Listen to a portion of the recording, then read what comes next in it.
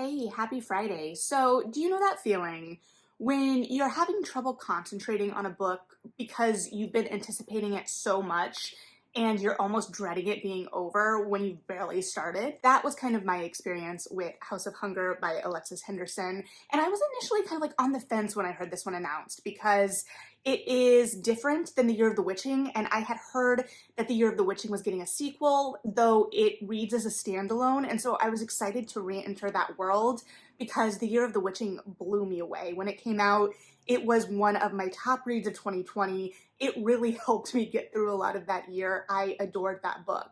However, then I heard that this book was going to be kind of vampire-y. And then I was like, okay, you've got me. I'm intrigued, especially knowing the kind of atmosphere and world that Henderson had built out in Year of the Witching. And that one was much more dark witches and kind of culty, but that proved that we could look and stare right into the darkness of something. And so this title in particular is a little bit Carmilla meets Countess Bathory. It makes vampires dangerous and sexy and gay again, but it really leans into the danger physically, psychologically, emotionally, and it's a very fast-paced and graphic and charged book. It has elements of the gothic for sure, and for much of it, it feels like we're wading through this kind of fever dream, waiting for the other shoe to drop. So needless to say, I was completely enamored and absolutely loved it. And when I talked about that idea of dreading it being over, it's only 288 pages in the physical book. It's not long. And so, especially when I was just starting, we spent about 50, 60-ish pages in Marion's backstory. And Marion is our protagonist, and she is coming from basically the slums in the South. There's a north and a south of this world that maybe reflects our own, maybe doesn't, but is really focused on the differentiation of class. And so Marion is, as I said, of the slums, so obviously is from a lower class within this world. We start out with her being a servant, and we see a lot of the kind of injustice in that position. Also the way her mistress kind of reveled in her degradation, in her pain, in her embarrassment, and the little bits of joy and time to herself Marion was able to kind of eke out of the day. It very much felt kind of like an industrial revolution era setting in terms of like slipping away for the like one break a day and going back to this kind of shanty of a house. And so it both felt familiar as a setting and something that as a reader I could grasp onto, but obviously was meant to make us critically engage with the idea of class and kind of our current reality as well, for sure. And so the one thing kind of tying Marion to this place and this reality still is her brother, because her parents had passed away a long time ago. However, the kind of relationship dynamic we see between Marion and her brother is very abusive. He is in kind of the late stages of, while not named, I would hazard a guess at a syphilis equivalent.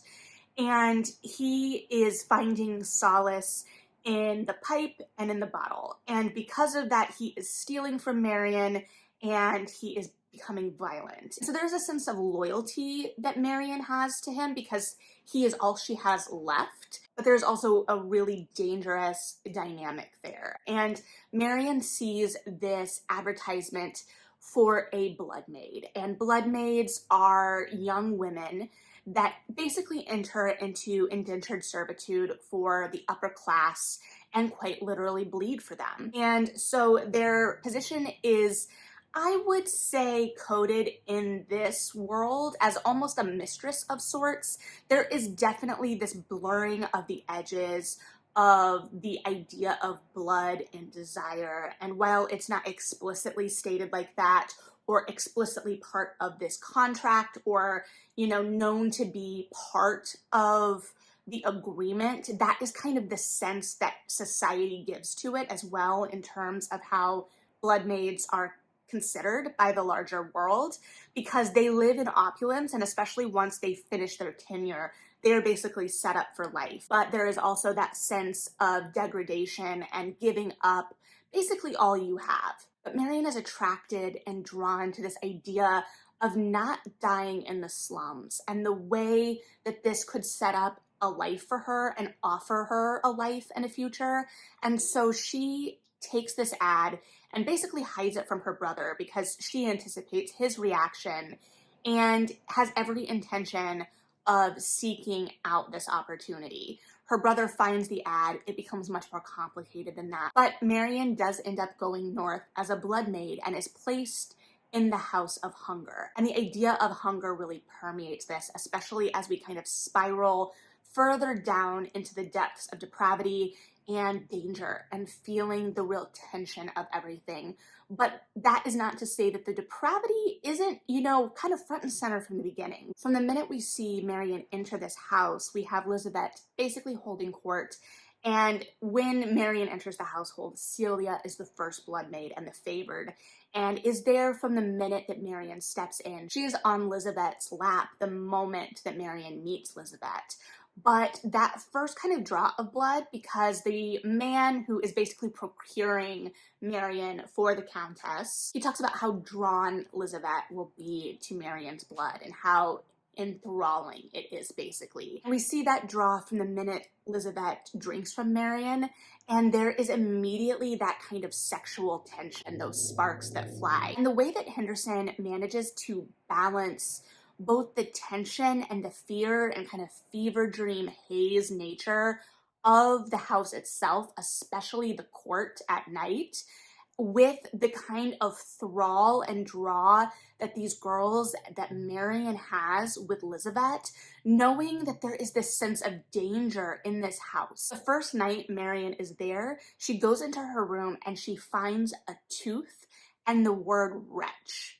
And so this is always kind of hanging over our head as readers, or not kind of, it is. It's information we have and we don't know where it fits yet. Now, it can be said that the payoff of that information wasn't quite what I was anticipating, and I think that there are some reversals of my expectations throughout that were really compelling and kept that tension building. But I don't know if those reveals were as much of a satisfying, like, oh right, light bulb kind of moment, as much as this kind of building dread as you kind of piece everything together. And the building dread is what it all kind of feels like. It really wants to push into that fevered state, into that idea of hunger and obsession. And it's a really delicate balance. I don't know, there are points kind of toward the end of the second third of the book that it drags a little bit, but Henderson also manages to really sustain this novel. Like I said, it's less than 300 pages, and I wasn't sure. I was like, how are we going to get through everything it feels like based on the blurb we're going to get through, or based on the setup of this novel that we're going to get to, especially as we're drawing out this kind of sexual tension between Marion and Elizabeth. How are we going to balance all of this, and how are we going to explore the political machinations and the real danger and societal implications and larger commentary there, as well as the real physical present plot danger of what's going on, and then the kind of satisfactory interpersonal payoffs, especially of that relationship between Marion and Elizabeth. And I think it does a really good job at establishing this, and I think part of that is the establishing of place and atmosphere so expertly. The tone and the voice feel reminiscent of Year of the Witching in that they are building these dark, complex worlds, but much different worlds. There's an undeniable opulence here, but it's that thing, I've talked about this before, but I don't remember exactly when, but when you are kind of looking at something through kind of like this hazy dream, this hazy fog, this altered state, and everything starts to warp and look dangerous and take on a different tint. And that's how it feels, especially, like I said, within the court. There is a scene very early on during Marion's first night at court that really sets the stage, in which she is at court by herself. Elizabeth is not there. She is off with her favorite. And Marion has a run-in with a courtier she has been told to stay away from, and ends up playing Fox and Hound, basically a chasing game. And she is running through these rooms, and we get the sense of the chase, but also the way that these courtiers kind of like pop up behind doors. And throughout it all, she is running through rooms where people may be smoking a pipe on a chaise. They may be engaged in more illicit, private activities in groups to varying sizes. They may be playing cards in a corner, but it's that sense almost kind of a fun home, running through a fun home with the mirrors and the kind of clown laughter, without that being the vibe at all, but a similar kind of tension that it's building. And that sets us up for that kind of tension, that kind of feeling throughout. We can never trust it as readers, which makes it very compelling because we are playing with this idea of obsession and hunger and what we will do to survive in many ways. But also, so much is riding too on this connection between Marion and Elizabeth. What takes Marion, who is a scrappy survivor, and that is what is really driving her through much of this. She's sharp and she is seemingly coming into this very clear-eyed. She is here to make a life for herself. And so what is the moment that Elizabeth really wins her over, and what draws her to Elizabeth? And are we rooting for this relationship, even as the sexual tension is so high? But then that becomes just another form of hunger in some ways. But there is a really, like I said, delicate balance in that, because we are still within this world where nothing can be trusted.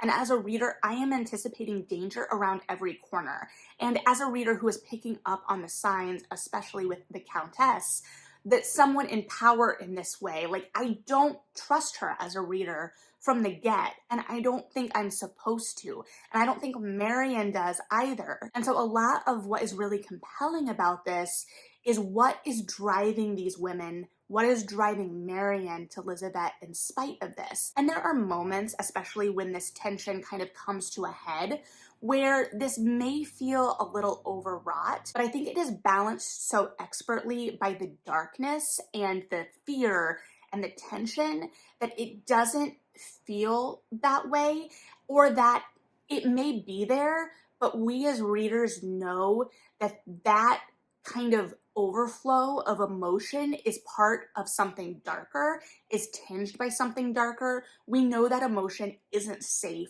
for whatever reason. We just don't know at that moment what that reason is. And then we're able to establish a kind of mundane existence or a normal of some sort within this very confined space with this danger. So we're able to play with this tension and see Marion kind of settle in to whatever her normal is, to whatever the idea of comfort is, even as this world begins to take more and more from her. And we see this have a physical cost, especially as, well, there is always a physical cost with the blood. And so the idea of vampires in here is a little different, right? Because they're not really the undead in the sense that we think of them, but the court kind of established here with this kind of hedonistic excess is the closest I've come in my reading life recently to the kind of excess of the vampire, especially in the 2000s. And I would argue kind of like that pre-Twilight vampire, because vampires were very big in the 2000s before and after Twilight. I'm talking like maybe, and it's been a long time since I've gone here in my reading life, but maybe more like that Anita Blake type atmosphere. And so they are clearly drinking blood, and there is everything that kind of goes along with that in terms of literature when we think of vampires in books. However, because they don't technically need this blood to survive, well, Elizabeth does, at least according to the lore or what's established here, but the idea seems to be that the upper classes are taking in these women and drinking their blood for the youth, for the beauty, for the vitality and virility.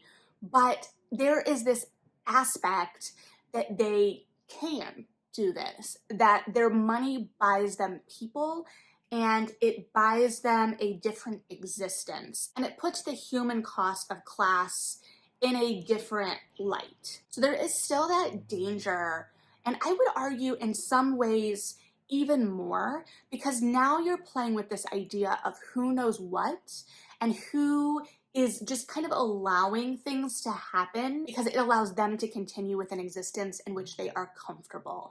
And so it adds layers of complicity to things for sure. There's a lot to dig into, I think, thematically here, and I think that all of that is what helps push everything to kind of forward the danger, to make the stakes feel high, to really invest us or invest me as a reader in this world. But I think that the atmosphere is created so expertly and this world is just drawn so vividly that I had to kind of realize that that was all there. I was like, oh, right, there are these larger themes going on. It's not all just fun and games and sexy danger here.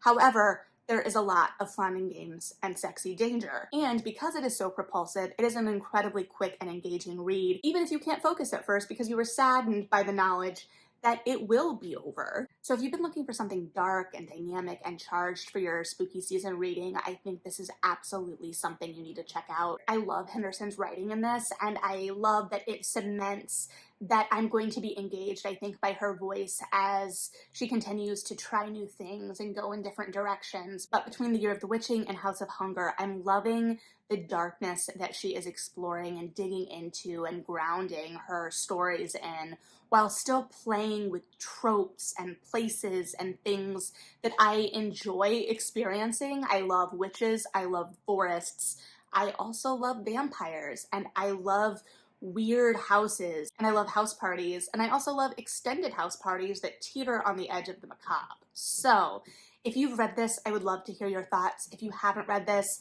I think this is something you definitely need to pick up for October or anytime, depending on when you're watching this. I loved this book.